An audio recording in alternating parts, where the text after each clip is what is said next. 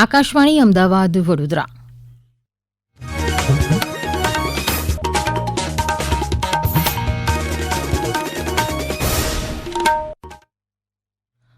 પ્રાદેશિક સમાચાર સિમ્પલ ઠક્કર વાંચે છે. સૌપ્રથમ મુખ્ય સમાચાર. ગેરકાયદે દબાણો અને ગોચરની જમીન ઉપરના દબાણો દૂર કરવાની કામગીરી કડક હાથે કરવા મુખ્યમંત્રીની તંત્રને તાકીદ. મોરબીમાં ગૃહ રાજ્યમંત્રીની અરજદારોની સમસ્યાઓનો તાત્કાલિક ઉકેલ લાવવા પોલીસ તંત્રને સૂચના. અકસ્માત રોકવા માટે રોલર ક્રેશ બેરિયરનો ગુજરાતનો સૌપ્રથમ પાયલોટ પ્રોજેક્ટ ડાંગમાં શરૂ કરાયો. ગત મોડી રાત સુધીમાં રાજ્યના 78 તાલુકાઓમાં વરસાદ. આજે દક્ષિણ ગુજરાતમાં ભારે વરસાદની આગાહી. અને હર હર મહાદેવના નાદ સાથે શ્રાવણ માસના આરંભે શિવ મંદિરોમાં શિવભક્તોની લાંબી કતારો લાગી. સૌપ્રથમ અસામાજિક તત્વોને કડક હાથે ડામી દેવા તેમજ ગૌચર જમીનના દબાણો દૂર કરવા, જાહેર જગ્યા પરના અનઅધિકૃત દબાણો હટાવવા, જીઆઈડીસીના કોમર્શિયલ પ્લોટમાં નામની તબદીલી સહિતના પ્રશ્નો અંગે સંબંધિત અધિકારીઓને સકારાત્મક વલણ અપનાવીને ઝડપી નિવારણ માટેની કાર્યવાહીની રાજ્યભરના પોલીસ અધિકારીઓ અને વહીવટીતંત્રને સૂચના આપી છે. રાજ્ય સ્વાગત ઓનલાઈન જનફરિયાદ નિવારણ કાર્યક્રમમાં મુખ્યમંત્રીએ નાગરિકોની રજૂઆતો સાંભળીને જિલ્લા પોલીસ અને વહીવટીતંત્રને કડક કાર્યવાહી કરવાની સૂચનાઓ આપી હતી. ખોટી પ્રવૃત્તિઓ કરનારાઓ અને લોકોને હેરાન કરનાર અસામાજિક તત્વોમાં પણ પોલીસનો ડર રહે તેવી કડકથી પોલીસે કામગીરી કરવી પડશે તેમ પણ જિલ્લા પોલીસ વડાએ કહ્યું હતું. આજે સવારે મુખ્યમંત્રી અમદાવાદના વાડજ ખાતેથી ઇન્ડિયન રેડક્રોસ સોસાયટી દ્વારા સંચાલિત 5 મેડિકલ મોબાઈલ વાનનું લોકાર્પણ કરશે. આદિવાસી જિલ્લા એવા દાહોદ, ડાંગ, અરવલ્લી સહિતના 5 જિલ્લાઓમાં આ આરોગ્ય વાન ફરશે. જ્યારે અન્ય એક કાર્યક્રમમાં મુખ્યમંત્રી ભૂપેન્દ્ર પટેલ આણંદ જિલ્લાના નાવલી દહેમી રોડ ઉપર નવનિર્મિત એનસીસી લીડરશીપ એકેડમીનું લોકાર્પણ કરશે. આણંદના નાવલી દેહમી રોડ ઉપર 15 એકર વિસ્તારમાં એનસીસી નગરનું નિર્માણ કાર્ય હાથ ધરાયું છે. જેના પ્રથમ તબક્કામાં નિર્માણ પામેલા એનસીસી લીડરશીપ એકેડમીનું લોકાર્પણ આજે બપોરે કરવામાં આવશે. હર્ષ સંઘવીએ ગઈકાલે મોડી રાત્રે મોરબી ખાતે લોકદરબારમાં જિલ્લાના 52 જેટલા અરજદારોના પ્રશ્નોનું ઝડપી નિરાકરણ માટે અધિકારીઓને સૂચનો કર્યા હતા.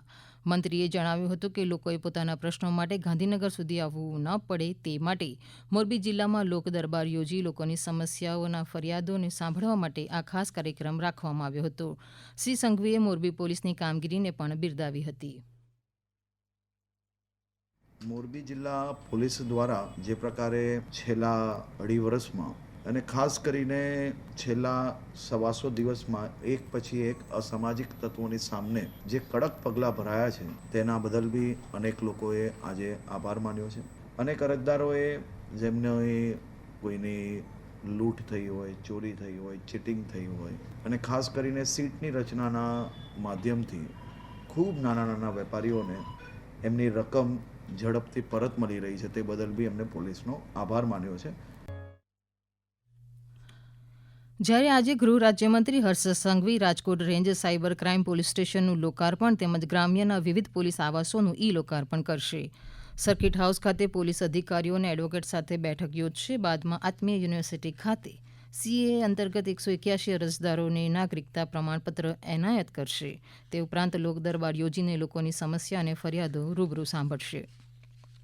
ડાંગના ગિરિમથક સાપુતારાને પર્વતીય વિસ્તારમાંથી પસાર થતો વઘઈ સાપુતારા રોડની આસપાસ ઊંડી ખીણ તેમજ ભયજનક વળાંકવાળા વિસ્તારોમાં અકસ્માત રોકવા માટે રોલર ક્રેશ બેરિયરનો ગુજરાતનો સૌપ્રથમ પાયલોટ પ્રોજેક્ટ ડાંગ જિલ્લામાં શરૂ કરવામાં આવ્યો છે.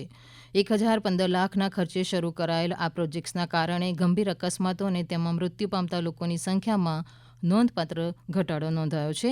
જ્યારે ડાંગ જિલ્લામાં રાષ્ટ્રીય ધોરીમાર્ગના તમામ રોડ રસ્તાઓને અનેક બ્રિજની આસપાસની વનસ્પતિ અને ઝાડ ઝાંખરા દૂર કરવાની કામગીરી પણ હાથ ધરાઈ હતી. અકસ્માત માટેના બ્લેક સ્પોટ શોધીને માલેગામ રોડ પર એમસ્ટેન અને ડામર કોન્ક્રીટનું પેચવર્ક કરવામાં આવ્યું હતું. શેરબજારમાં રોકાણ કરવાની ટીપ આપીને 30 થી 50% નફો કમાવવાની લાલચ આપીને લોકોને ફસાવી 2 કરોડથી વધુ રૂપિયાની છેતરપિંડી કરનાર ગેંગના 2 આરોપીઓને ગાંધીનગરના ગુજરાત સ્ટેટ સાયબર સેલે ઝડપી પાડ્યા છે. વોટ્સએપ મારફતે બ્રોકર કંપનીના કર્મચારી અધિકારી તરીકે ઓળખ આપીને આરોપીઓએ એક એપ્લિકેશન ડાઉનલોડ કરાવીને છેતરપિંડી આચરતા હતા. આરોપીઓના બેંક ખાતા તથા મોબાઈલ નંબરોના આધારે તેમજ લાઈવ લોકેશનના આધારે અમદાવાદથી આરોપીઓને ઝડપી લેવાયા હોવાની માહિતી સ્ટેટ સાયબર ક્રાઇમ સેલના ગુજરાતના અધિકારી ભરત સંગટાંકે આપી હતી. ગુજરાતમાં પૈસા આવેલા હોય એવી અમારી પાસે ડિટેલ્સ મળતા અમારા પોલીસ ઇન્સ્પેક્ટરે આની તપાસ કરતા એ 2 વ્યક્તિઓને ખાતા ધારક અને એની સાથે એની મદદ કરનાર 2 વ્યક્તિઓને શોધી કાઢેલા છે. એની અંદર જે વ્યક્તિઓને શોધી કાઢ્યા એમાંથી એમની પાસેથી મોબાઈલ 20 લાખ રૂપિયા રોકડા, debit card 48, sim card 15, chequebook 12 આ રીતે અલગ અલગ બેલેન્સ શીટો વગેરેની માહિતીઓ પણ અમને મળી આવી છે અને હાલ એ લોકો અત્યારે અમારી પાસે રિમાન્ડ ઉપર છે. ભારતભરમાં વ્યાવસાયિક તાલીમ માળખાને આધુનિક બનાવવાના સતત પ્રયાસો થઈ રહ્યા છે, જેના ભાગરૂપે ભારત સરકારના કૌશલ્ય વિકાસ અને ઉદ્યોગ સાહસિકતા મંત્રાલયે ગાંધીનગરમાં એક કાર્યશાળા યોજી હતી. ગુજરાત સરકારના શ્રમ, કૌશલ્ય વિકાસ અને રોજગાર વિભાગના સહયોગથી આઈઆઈટી ગાંધીનગર કેમ્પસ સ્થિત નેમટેક કેમ્પસ ખાતે આઈટીઆઈ અપગ્રેડેશન માટેની રાષ્ટ્રીય યોજના પર રાજ્યસ્તરીય વર્કશોપ અને પરામર્શના વિવિધ મુદ્દાઓની ચર્ચા કરવામાં આવી હતી. ઉદ્યોગ અને તાલીમ ઇકોનોમિસ્ટના મુખ્ય ભાગીદારો સાથે માળખાગત પરામર્શ શરૂ કરવાના આશય સાથે યોજાયેલા આ વર્કશોપમાં ભારતના કૌશલ્ય ઇકોસિસ્ટમને વૈશ્વિક સ્તરે સ્પર્ધાત્મક બનાવવા માટે ઉદ્યોગની ભાગીદારીના મહત્વ પર ભાર મૂકાયો હતો. વડનગર ખાતે રમાયેલી ગુજરાત સ્ટેટ ફૂટબોલ એસોસિએશન દ્વારા આયોજિત અંડર-14 ગર્લ્સ ફૂટબોલ ટુર્નામેન્ટમાં અમદાવાદની ટીમ ચેમ્પિયન બની છે. અમદાવાદ અને જામનગર વચ્ચે રમાયેલી ફાઇનલ મેચમાં બંને ટીમોનો સ્કોર સરખો થયો હતો. પેનલ્ટી શૂટઆઉટમાં અમદાવાદે 4-3થી જામનગરની ટીમ પર વિજય મેળવ્યો હતો. આ સમાચાર આપ આકાશવાણીના અમદાવાદ વડોદરા કેન્દ્ર પરથી સાંભળી રહ્યા છો. આ સમાચારનું જીવંત પ્રસારણ આપ અમારી YouTube channel AIR news Gujarat પર પણ સાંભળી શકશો. વધુ સમાચાર માટે અમારી વેબસાઇટ newsonair.gv.in/gu અને અમારા એક્સ હેન્ડલ AIRnews_ABAD ને ફોલો કરશો.